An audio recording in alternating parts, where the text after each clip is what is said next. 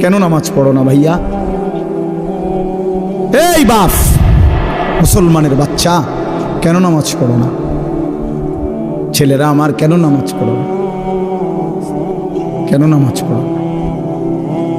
মালিক আর কেমনে বললে নামাজ পড়তে?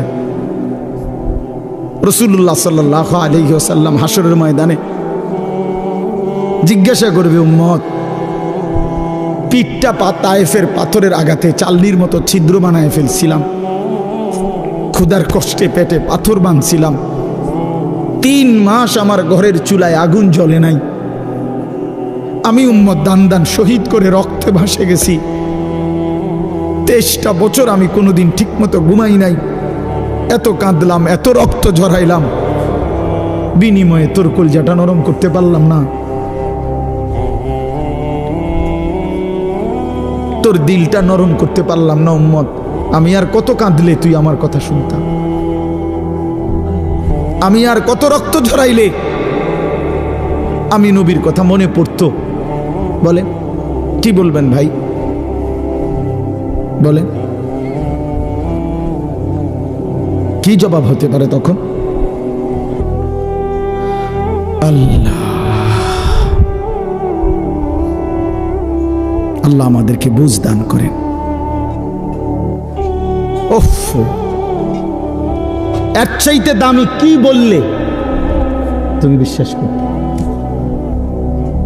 আল্লাহ তাআলা বলছে, দুনিয়াবাসী, আমার সবচেয়ে কলিজার টুকরা বন্ধু, আমার সবচেয়ে প্রিয় রসুল, আখিরি নবী, আমার বন্ধু, আমার হাবিব রসুল আকরাম সাল্লাল্লাহু আলাইহি ওয়াসাল্লাম, তাকে দিলাম তোমার জন্য, আমার সর্বশ্রেষ্ঠ কিতাব কোরআন দিলাম তোমার জন্য, এরপরেও তুমি পাত্তা দিলা না, এত বড় রসুলকেও পাত্তা দিলা না, এত বড় কিতাবকেও পাত্তা দিলা না, এরপরে আর কি দিলে ঈমান আনতা? আর কি বললে সেজদা করতা? আমার মতো মালিক আর কতবার বললে তুমি সেজদা দিতা?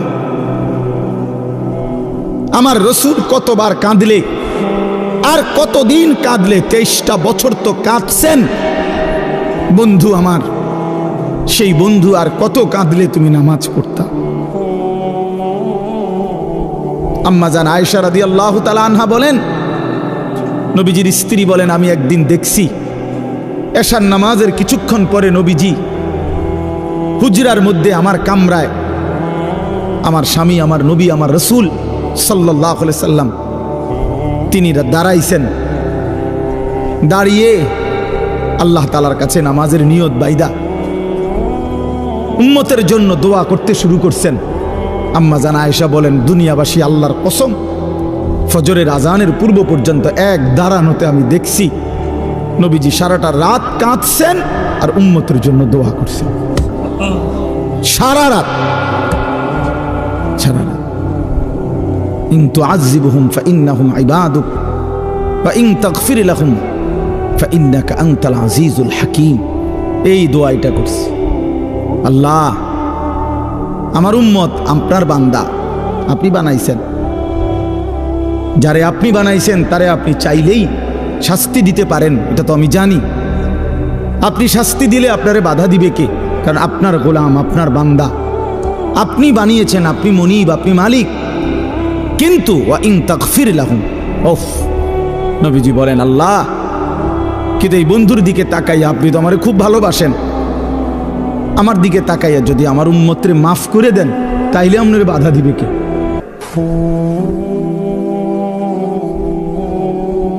আপনি মাফ করে দিলে আপনারা তো কেউ কিছু বলতে পারবে না, এই ক্ষমতা তো কারো নাই। আপনি তো চাইলে মাফই করে দিতে পারেন, তো দেন না মাফ করে। এইভাবে কাঁদছেন মিয়া সাহেব, এইভাবে কাঁদছেন। রাতেও মনে পড়ে না, দিনেও মনে পড়ে না, বছরের পর বছর, দিনের পর দিন, কোনো দিন আল্লাহর কথা মনে পড়ে না, রাসূলুল্লাহ সাল্লাল্লাহু আলাইহি সাল্লামের সুন্নাতের অনুসরণ করা মনে করে না। কেমনে পার হইবেন বাপ? হ্যাঁ, এত বছর দাড়ি কাইটা আখিরাতে পার হইবেন কেমনে? 30 বছর সুদ খাইয়া আখিরাতে পার হইবেন কেমনে? হ্যাঁ, কোনো দিন ফজরের নামাজ পড়েন না, আখেরাতে পার হইবেন কেমনে? আপনার বিবি কোনোদিনও পর্দা করে না, এই বোন পার হবে কেমনে? 30 বছর ধরে প্রতিদিন আপনার ঘরে রঙিন টেলিভিশন চলে, আপনার বিবি বাচ্চারা নাচ গান নর্তকীর ছবি নাটক সিনেমা দেখে, মুক্তি পাইবেন কেমনে বাবা? বলেন, সবাই বলেন, ফিকির করেন, ভেবে দেখেন। কি বুঝাই দিবেন আল্লাহকে, কি বুঝাই দিবেন রাসূলুল্লাহ সাল্লাল্লাহু আলাইহি সাল্লাম? নবীজি কিছুই জিজ্ঞেস করবে না? কি মনে করেন আপনারা এমনি সবাই সুপারিশ করবে মানে কি? কিছুই জিজ্ঞাইতো না, কোনো কাগজপত্র কিছুই দেখবে না নাকি? কথা বলেন না তো। তাইলে রাসূলুল্লাহ সাল্লাল্লাহু আলাইহি সাল্লাম সুপারিশ করবে মানে কি? মানে কোনো কথা নাই, শুধু আপনি গিয়ে দাঁড়াইবেন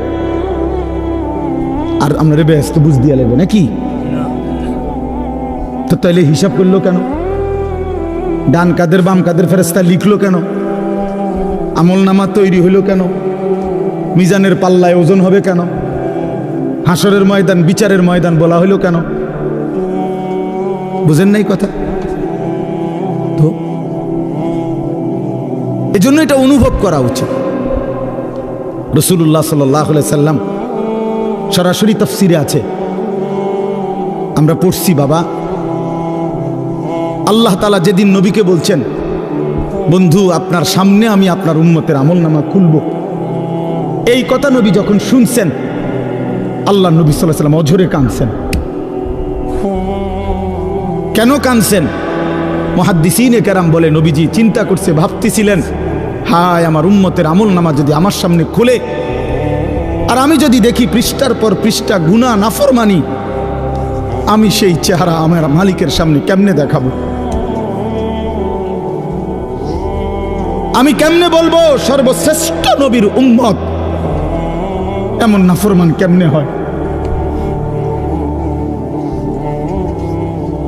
বুঝেন নাই? এই জন্য বিষয়টারে এত তামসা মনে করেন না। রাসূলুল্লাহ সাল্লাল্লাহু আলাইহি সাল্লামের ভালোবাসা আপনার জায়গা থেকে আপনি বুঝে নিয়েন। আপনি যেই তরিকাতে আছেন, আপনি তরিকা লইয়া আমার টানাটানি নাই, আপনার পিসাব লইয়া আমার টানাটানি নাই, আপনার দরবারে নিয়ে আমার টানাটানি নাই।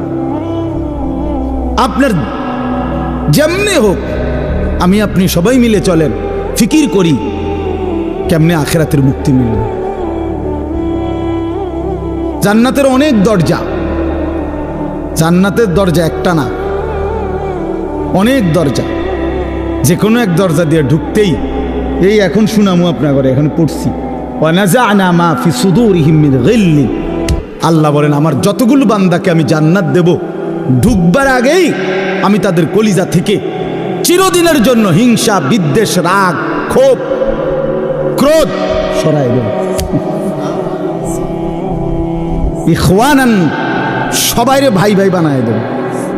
আলা সুরুরিম মুতাকাবিলিন, সমস্ত জান্নাতি পরস্পর পরস্পরের মুখোমুখি হয়ে আনন্দ আর ফুর্তিতে মজে থাকবে।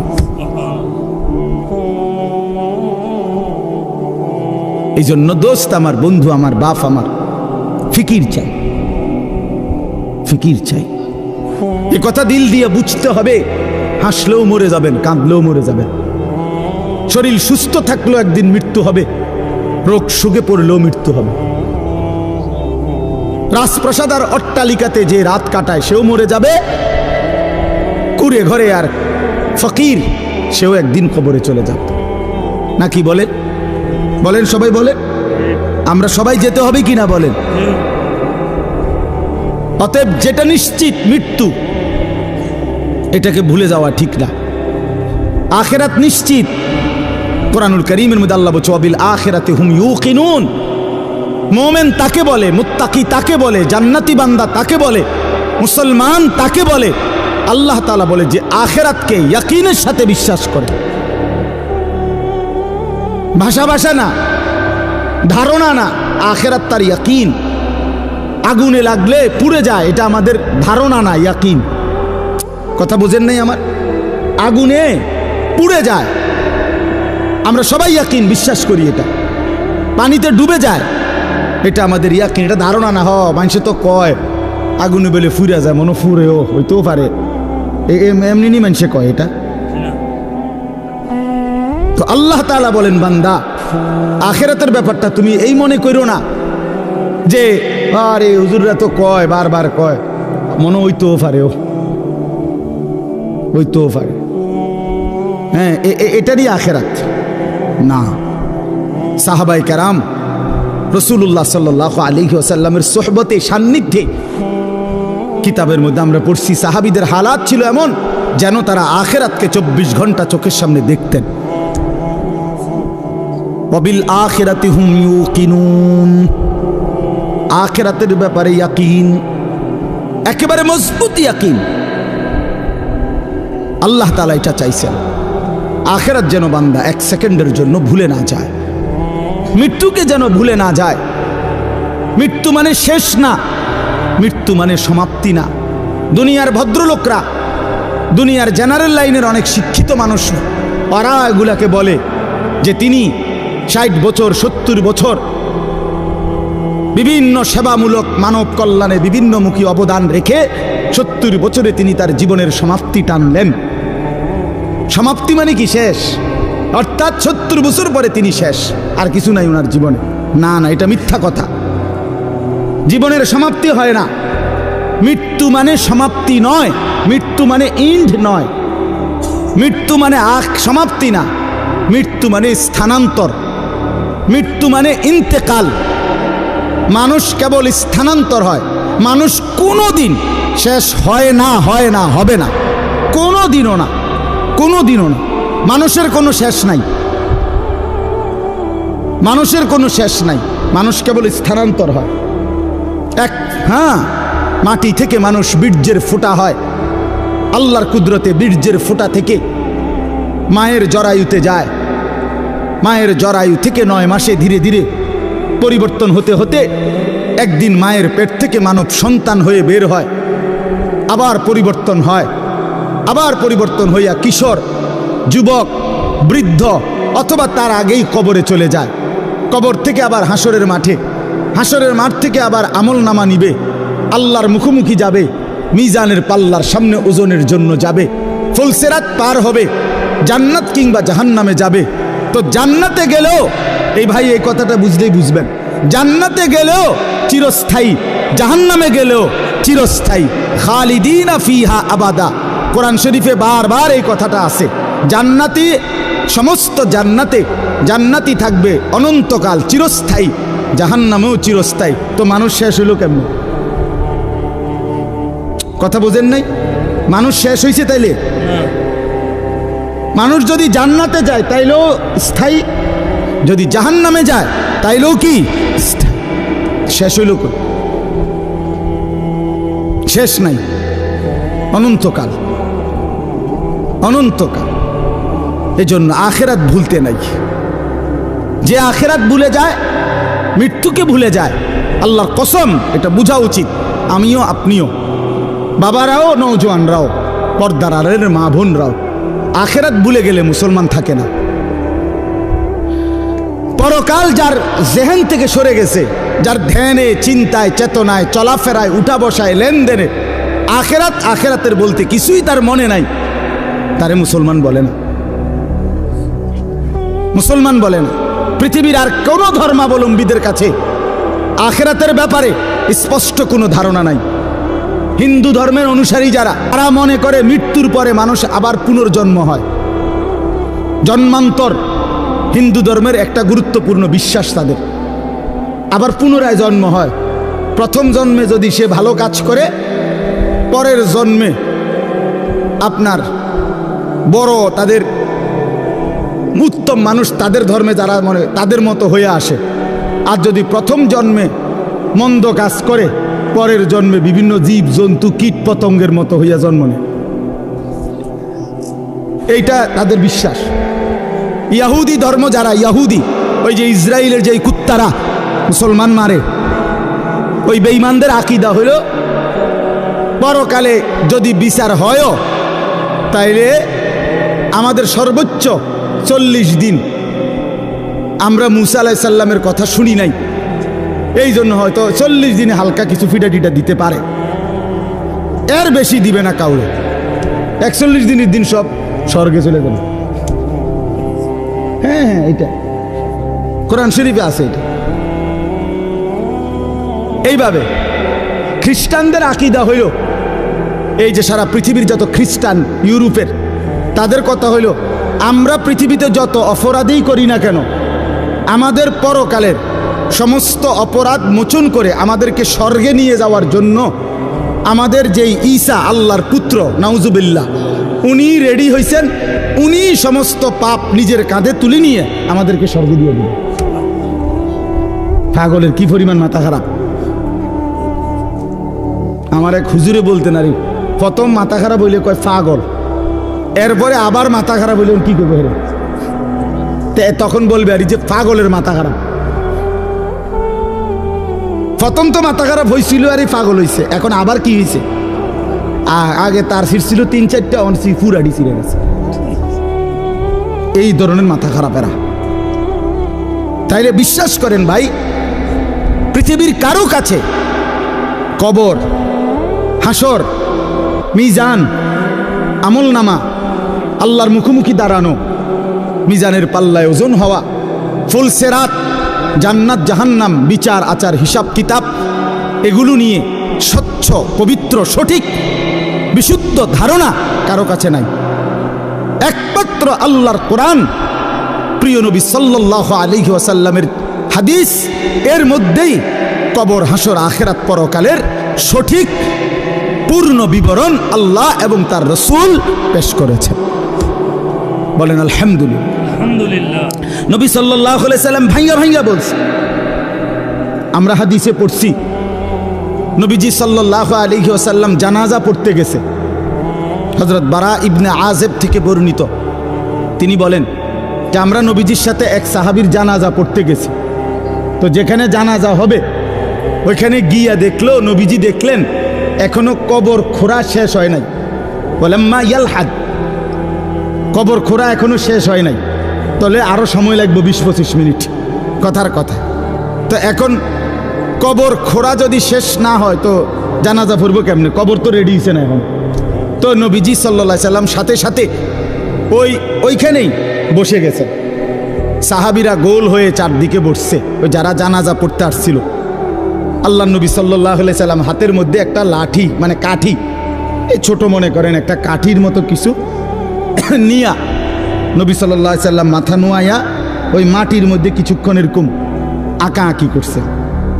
হযরত বারা সাহাবী বলেন, কোনো মানুষ চিন্তিত হইলে যেরকম নিজে নিজে যেরকম দাগ দেয়, মানে মনে করেন আপনি একটা কিছু গভীর চিন্তা করতেছেন, তো হাতের মধ্যে একটা চাবি আছে, দেখবে চাবিটারে সে ঘুরায়, অথবা একটা না একটা কিছু, মানে বোঝা যায় সে একটা কি আছে, চিন্তার মধ্যে আছে।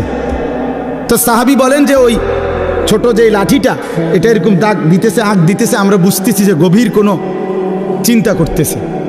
এরপরে নবীজি বললেন সাহাবীদেরকে 3 বার, প্রথম বললেন ইস্তাইযু মিন আযাবিল কবর, সাহাবীরা আল্লাহর কাছে দিবানিশি কবরের আযাব থেকে পানাহ চাও, কবরের আযাব থেকে আল্লাহর কাছে মুক্তি চাও। 3 বার বলছে কথাটা। এরপরে নবীজি সাল্লাল্লাহু আলাইহি ওয়াসাল্লাম এক টানা লম্বা হাদিস, 2 পৃষ্ঠার মতো বড় কিতাবে আল্লাহ নবী সাল্লাল্লাহু আলাইহি ওয়াসাল্লাম এই কোনো ব্যক্তির নেককারের রুহু কেমনে কবজ হয়, নাফরমানের রুহু কেমনে কবজ হয়, এই 2টা থেকে শুরু করে কবরের পুরা ঘটনাটা আল্লাহ নবী সাল্লাল্লাহু আলাইহি সাল্লাম বলছেন।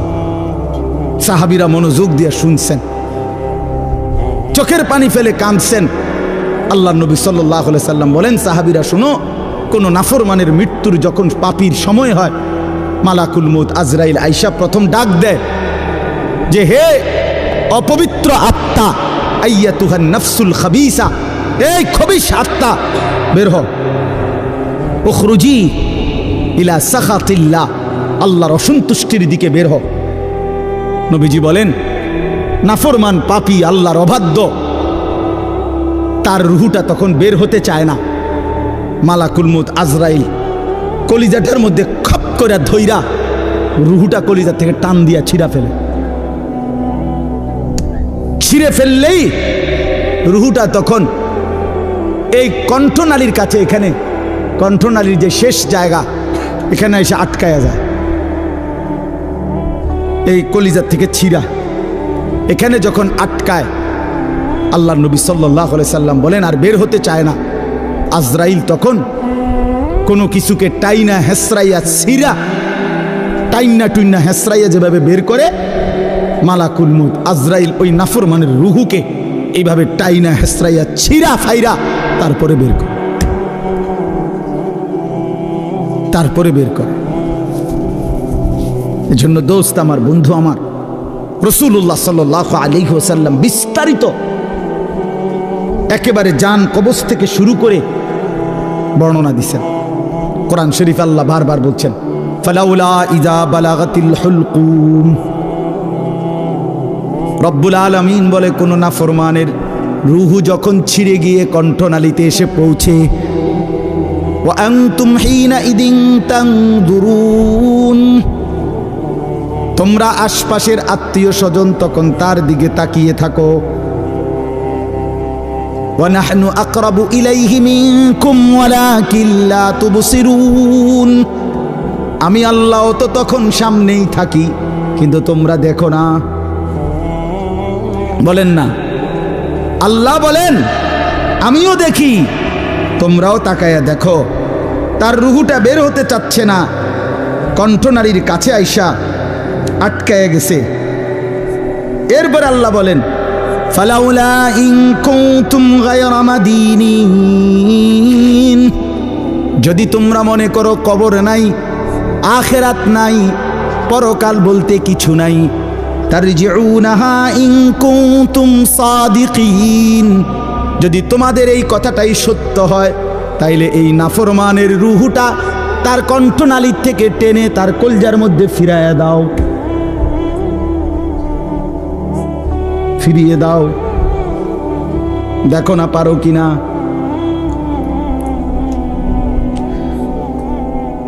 তাহলে বলেন সম্ভব তখন? মানে কেউ পারবে তো তখন নাকি? কোরআন শরীফের জন্য আছে, আল্লাহ বলছে আউলা লাকা ফাআউলা সুম্মা আউলা লাকা ফাআউলা। আল্লাহ বলে, নাফরমান বান্দা মনে রেখো, তুমি 4 বার কষ্ট পাইবা, তুমি 4 বার যন্ত্রণা পাইবা, তুমি 4 বার আযাব পাইবা। আমি আল্লাহ বলে রাখলাম, আউলা লাকা ফাআউলা সুম্মা আউলা লাকা ফাআউলা। একবার জান কবজের সময় কষ্ট পাইবা, 2 নম্বরে কবরে কষ্ট পাইবা, 3 নম্বরে হাসরের ময়দানে কষ্ট পাইবা, 4 নম্বরে জাহান্নামে কষ্ট পাইবা। জাহান্নামে কষ্ট পাইবা। এই জন্য ভাই আমি আপনাদের কাছে এবার আসেন, যে আয়াতগুলো পড়ছি, এই আর অল্প একটু সময়, এই আয়াতগুলো রাতের 11:30 বাজে, চিন্তা করেন বাইরে, এরপরও মানুষ কথা, কি আকল, কি দেমা, এরা থামবে কখন? চিন্তা করেন, মানুষের বিবেক। রাতের 11:30 বাজে গেছে, এরপরও বাহিরে কিছু মানুষ, আরে বাবা আপনি ঘুমাইলেই তো ভালো।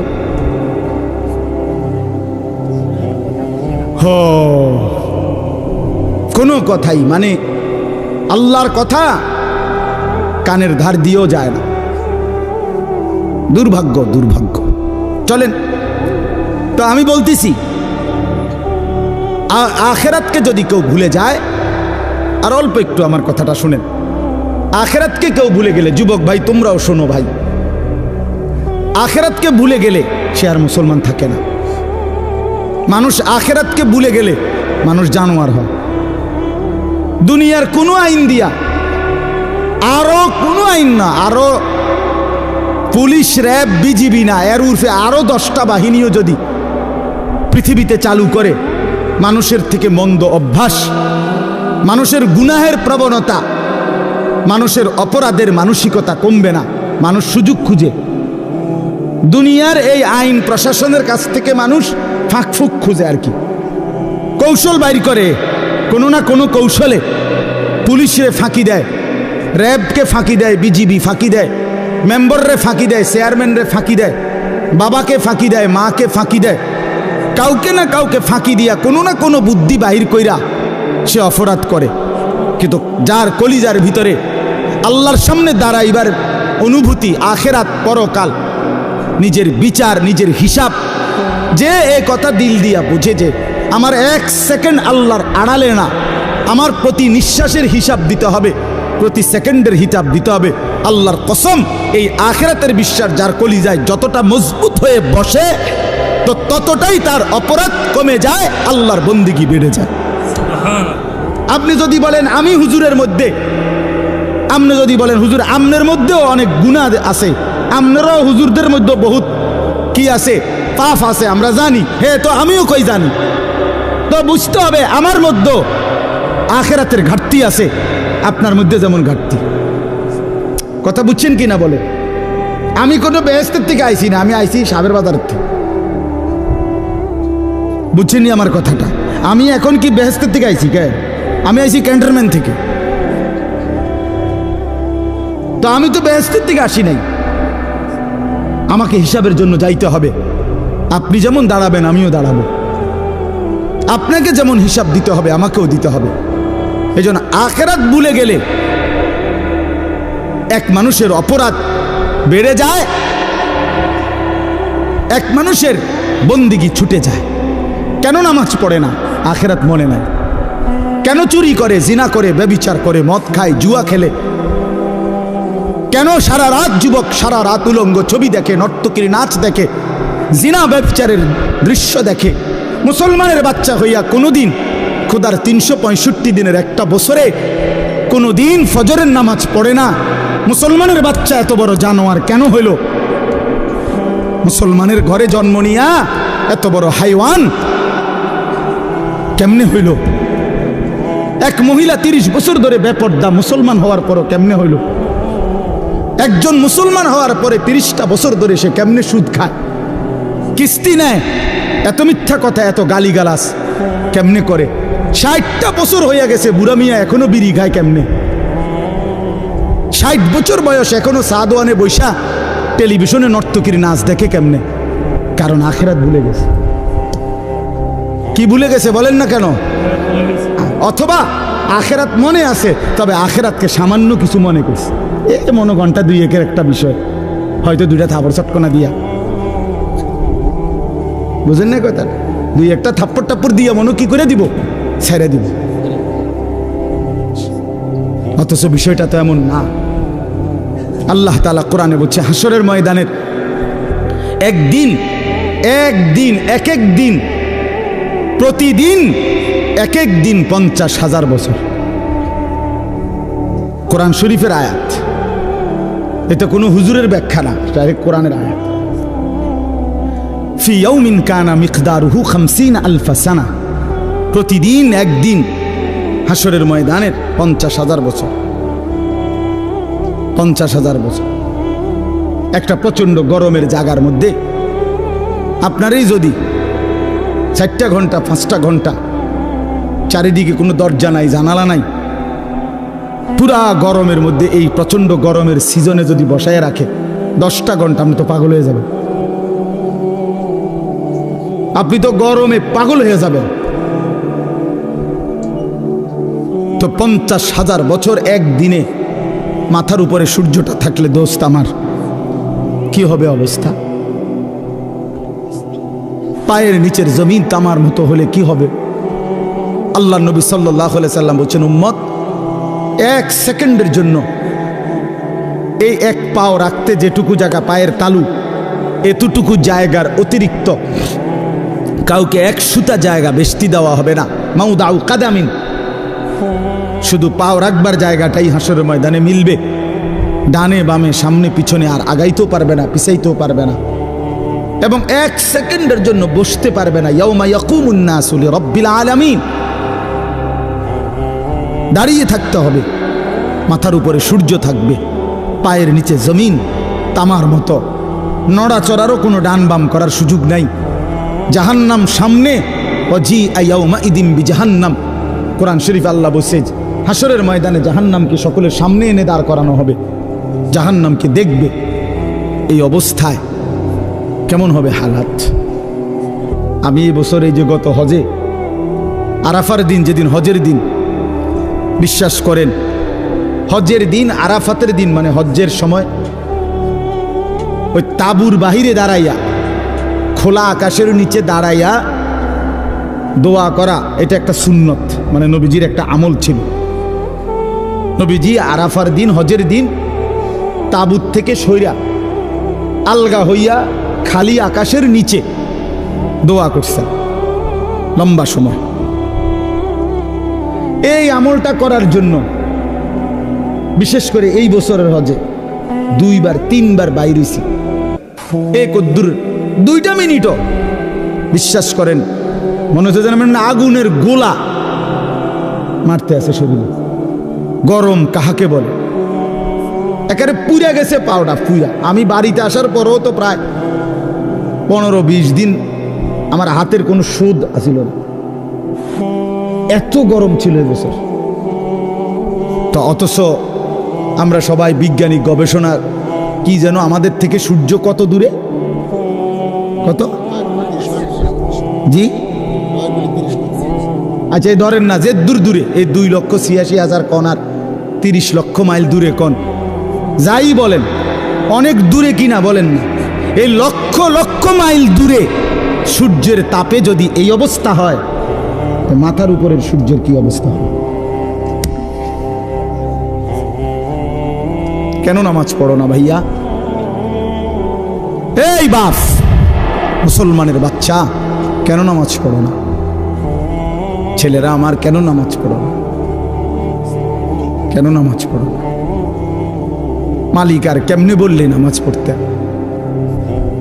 রাসূলুল্লাহ সাল্লাল্লাহু আলাইহি ওয়াসাল্লাম হাসরের ময়দানে জিজ্ঞাসা করবে, উম্মত পিঠটা তায়েফের পাথরের আঘাতে চালনির মতো ছিদ্র বানায় ফেলছিলাম, ক্ষুধার কষ্টে পেটে পাথর বাঁধছিলাম, 3 মাস আমার ঘরের চুলায় আগুন জ্বলে নাই, আমি উম্মত দান দান শহীদ করে রক্তে ভাসে গেছি, 23টা বছর আমি কোনোদিন ঠিক মতো ঘুমাই নাই, এত কাঁদলাম, এত রক্ত ঝরাইলাম, বিনিময়ে তোর কলজাটা নরম করতে পারলাম না, তোর দিলটা নরম করতে পারলাম না উম্মত, আমি আর কত কাঁদলে তুই আমার কথা শুনতাম? আমি আর কত রক্ত ঝরাইলে আমি নবীর কথা মনে পড়তো? বলে কি বলবেন ভাই, বলে কি জবাব হতে পারে তখন? আল্লাহ আল্লাহ আমাদেরকে বুঝ দান করেন।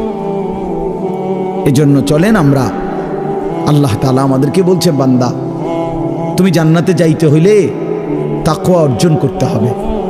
ঈমান তোমারে আমি এমনিই দিলাম, জন্মসূত্রেই মায়ের পেট থেকে বের হইছো, সাথে আমি ঈমানের দৌলত আমি তোমারে দিয়া দিছিলাম। মুসলমান মায়ের ঘরে জন্ম দিয়া ঈমান আমি তোমারে এমনিই দিছি, সর্বশ্রেষ্ঠ সম্পদ আমি এমনিই দিলাম। এবার তুমি আমার সাথে আরেকটা নিয়ামত তাকওয়া, এটা সাথে বুঝাইয়া দাও, ঈমান আর তাকওয়া আমার হাতে তুলে দিবা, আমার জান্নাত আমি তোমার হাতে তুলে দেব। এই তাকওয়া বুঝাইয়া দাও। ঈমানের পরে প্রত্যেকটা মুমিনের কাছে, মুসলমানের কাছে আল্লাহর পাকের চাওয়া তাকওয়া। আল্লাহ যেন বলে, ইসলাম তো তোমারে দিলাম, মোমেন তো তোমার পরিচয় হইল, তুমি তো নিজেরাই বলতেছো তুমি মুসলমান, তুমিই বলতেছো তুমি মোমেন। আমরা এখানে বলি না সবাই নিজেরা মুসলমান বলেন? ওরে ভাই বলেন না, ছেলেরা বলো ভাই, এই পরিচয়ে কোনো অতৃপ্তি বা অসন্তুষ্টি আছে কারো? তাইলে আমরা আলহামদুলিল্লাহ এই ব্যাপারে আমরা সন্তুষ্ট যে আমি মুসলমান, আমি মুসলমান।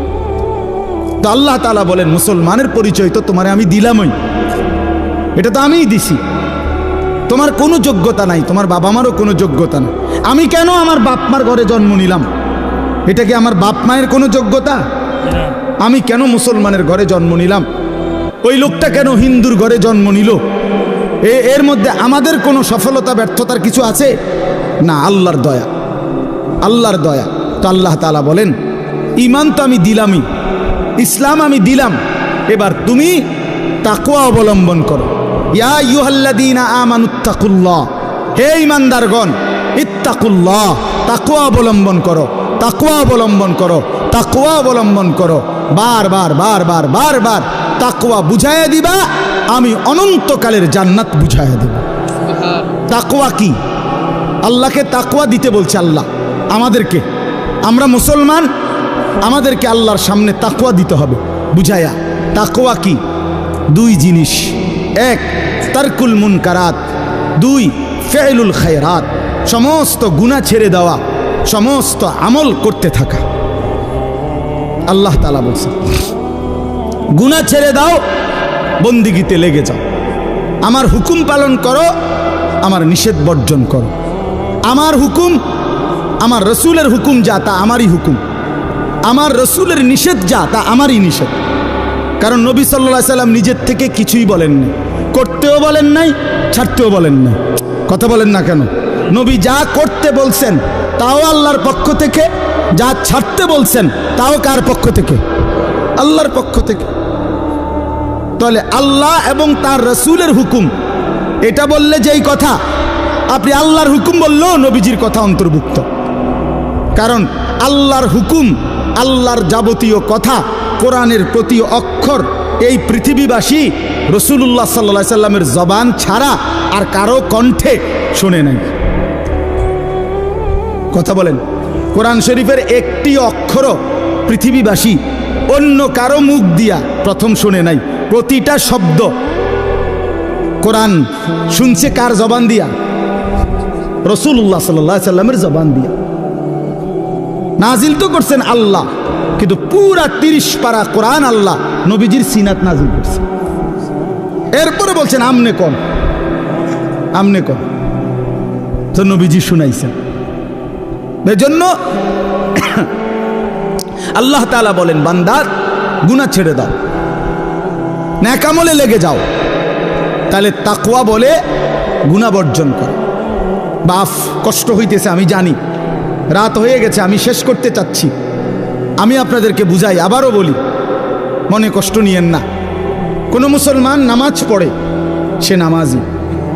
কোনো মুসলমান রোজা রাখে, সে রোজাদার। কোনো মুসলমান হজ করছে, সে হাজি সাহেব। এগুলো ঠিক আছে, কিন্তু কোনো মুসলমান দিনদার, কোনো মুসলমান ফরহেজগার, কোনো মুসলমান আল্লাহওয়ালা, এইটা বলতে হইলে শুধু নামাজ, শুধু রোজা, শুধু যাকাত, শুধু জিকির যথেষ্ট নয়, বরং পুরা দিন মানা জরুরি। প্রতিটা হালাল আপনাকেই মানতে হবে, প্রতিটা হারাম আপনাকেই ছাড়তে হবে, আমারও ছাড়তে হবে, আমারও ছাড়তে হবে। সমস্ত ইবাদত করতে হবে। জিকির তো আপনি খুব করেন, মাশাআল্লাহ, অনেক নেকি, কিন্তু আপনার উপরে যে হজ ফরজ। রোজা তো আপনি মাশাআল্লাহ খুব রাখেন, কিন্তু আপনার উপরে যে যাকাত ফরজ, সেটা কই? সেটা কই? আপনি নামাজ রোজা তো মাশাআল্লাহ খুব করেন, কিন্তু আপনার বউ বাচ্চার যে তাদেরকে নামাজ পড়তে বলা, তাদেরকে আল্লাহর ইবাদতের উপরে উঠাবার চেষ্টা করা, এটাও যে আপনার উপরে ফরজ দায়িত্ব, সেটা কই? আমনি দি ফুলারে কিছু কর না। তে আমনের ঘরে 16 বছরের এত বড় ডাকাত কোনোদিন নামাজ পড়ে না, একদিনও ফজরের নামাজ পড়ে না। আপনি এই ঘরে ঘুমান, আমনের ফুলাও এই ঘরে ঘুমায়। এত বড় জানোয়ার আমনের ঘরে ঘুমায় কেন? হ্যাঁ, এত বড় হাইওয়ান, এত বড় চতুষ্পদ জন্তু মুসলমানের ঘরে ঘুমায় কেন? এই নাফরমান কতদিন পরে নামাজ পড়বে বলেন? আপনার বিবি কত বছর পরে পর্দা করবে? আপনি যদি বলেন আমি কইছি তো, শুনে না। কয়বার কইছেন? 950 বছর। তো নূহ আলাইহিস সালাম তো 950 বছর বলছে। আপনি যদি কইছেন সর্বোচ্চ 10 বার, 50 বার, আর মনে করেন আপনি 50,000 বারে কইছেন, তো 50,000 বার বলার পরে অথবা 3 বছর বলছেন, অথবা 10 বছর বলছেন, তো 10 বছর পরে আর বলতে হবে না, এই ছুটি আপনারে কে দিল? আমার কথাটা বুঝছেন? আমি যে হুজুর বিশ্বাস করেন, আমি তারে বলতে বলতে মনে 50,000 বার কইছি। তো আচ্ছা, তো ঠিক আছে, আমি ধরে নিলাম, বিশ্বাসও করলাম। তো 50,000 বার বলার পরে ছুটি, এ কথা আপনারে কে অনুমতি দিল? আছে এমন কোনো অনুমতি নাই। এই জন্য বাবাদেরকে বলি, সন্তানের, স্ত্রীর, ঘরের মানুষ যারা আপনার ছেলে মেয়ে বউ বাচ্চা, এদের ঈমানের ফিকির, আখিরাতের ফিকির, নামাজের ফিকির, ইবাদতের ফিকির, আল্লাহর কসম এটা হলো আপনার প্রথম প্রধান মূল দায়িত্ব। ভাত মাছ চাল ডাল, ঘর সংসার ফার্নিচার, বিদেশ কিংবা দেশ, চাকরি কিংবা ব্যবসা, দোকান কিংবা ভিট, ক্ষেত কিংবা খামার, এগুলোর ব্যবস্থা পারলে করলেন, না পারলে যদি না করতে পারেন, আল্লাহর কসম আখিরাতে কোনো জবাব দিতে হবে না।